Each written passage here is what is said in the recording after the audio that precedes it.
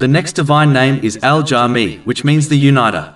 This means Allah, the Exalted, unites and gathers similar and dissimilar things.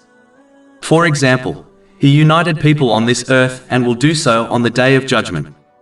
He will unite the righteous in paradise and the sinful in hell. He also has united different creatures on this earth and different parts of the human body to form one complete structure.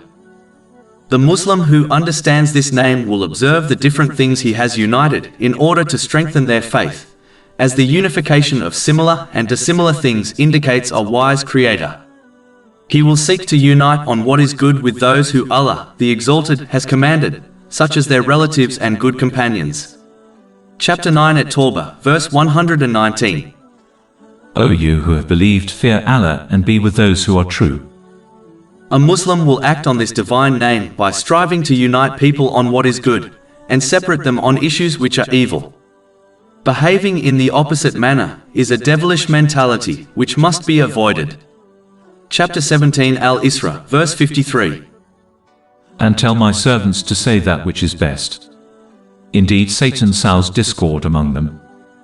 They will unite their inward state with their outward actions, thereby avoiding hypocrisy.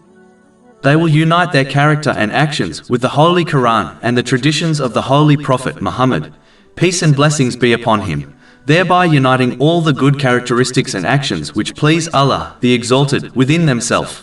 Over 400 free ebooks, audiobooks, infographics, podcasts and blogs available on our website, www.shaykhpod.com.